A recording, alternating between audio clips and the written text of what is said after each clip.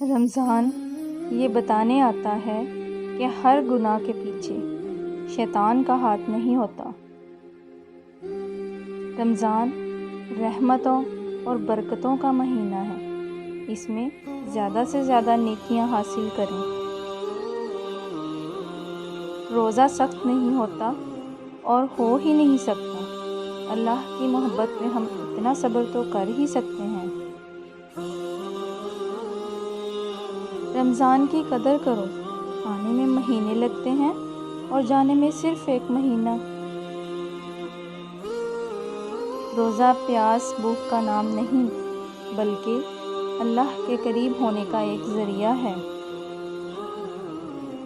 روزہ دار کا سونا عبادت اور اس کی خاموشی، تسبیح کرنا اور اس کی دعا قبول اور اس کا عمل مقبول ہوتا ہے۔ روزہ دار کے لیے دریائی مچھلیاں تک دعائے مغفرت کرتی ہیں اور افطار کے وقت تک کرتی رہتی ہیں۔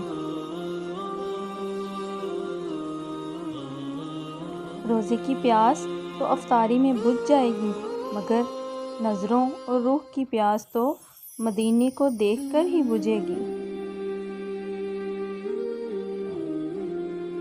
جنت میں ایک دروازہ ہے جس کا نام ریان ہے۔ اس دروازے سے صرف روزہ دار ہی داخل ہو سکتے ہیں اور کوئی نہیں۔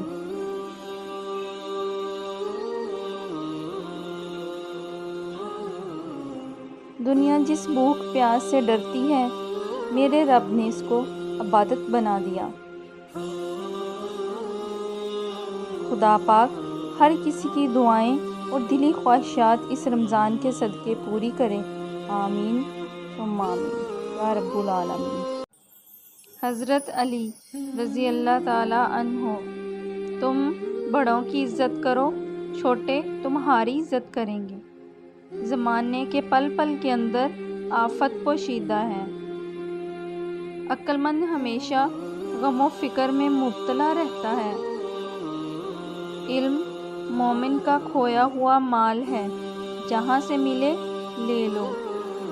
وہ راستہ پہلے ہی بنا دیتا ہے، لیکن عطا صرف بہترین وقت پر کرتا ہے۔ کمینے انسان کا سب سے بڑا احسان یہ ہے کہ وہ دکھ نہ دے۔ جو شخص اپنی باتوں میں شرم و حیا ساتھ رکھتا ہے، وہ اپنے کاموں میں بھی اس سے دور نہیں ہوتا۔ اگر دشمن پر قابو پا لے تو شکریہ کے طور پر اسے معاف کر دو۔ دوسروں کے حال پر غور کرنے سے نصیحت حاصل ہوتی ہے۔ غصہ بھڑکتی ہوئی آگ ہے، جو پی گیا اس نے آگ بجھائی، اور جو نہ پی سکا وہ پہلے خود اس میں جلتا ہے۔ ایک اعرابی پریشان حال، بال بکھرے ہوئے، رسول اللہ صلی اللہ علیہ وآلہ وسلم کی خدمت میں حاضر ہوا۔ اس نے پوچھا: یا رسول اللہ صلی اللہ علیہ وآلہ وسلم، بتائیے مجھ پر اللہ تعالیٰ نے کتنی نمازیں فرض کی ہیں؟ آپ صلی اللہ علیہ وآلہ وسلم نے فرمایا کہ 5 نمازیں۔ یہ اور بات ہے کہ تم اپنی طرف سے نفل پڑھ لو۔ پھر اس نے کہا: بتائیے اللہ تعالیٰ نے مجھ پر روزے کتنے فرض کیے ہیں؟ نبی کریم صلی اللہ علیہ وآلہ وسلم نے فرمایا کہ رمضان کے مہینے کہ یہ اور بات ہے کہ تم خود اپنے طور پر کچھ نفلی روزے رکھو۔ اس نے پوچھا: اور بتائیے زکوٰۃ کس طرح مجھ پر اللہ تعالیٰ نے فرض کی ہے؟ آپ صلی اللہ علیہ وآلہ وسلم نے اسے شروع اسلام کی باتیں بتا دی۔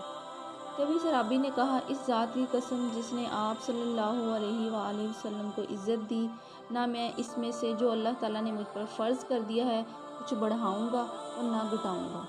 اس پر رسول اللہ صلی اللہ علیہ وآلہ وسلم نے فرمایا: اگر اس نے سچ کہا ہے تو یہ مراد کو پہنچا۔ آپ صلی اللہ علیہ وآلہ وسلم نے فرمایا: اگر سچ کہا ہے تو جنت میں جائے گا۔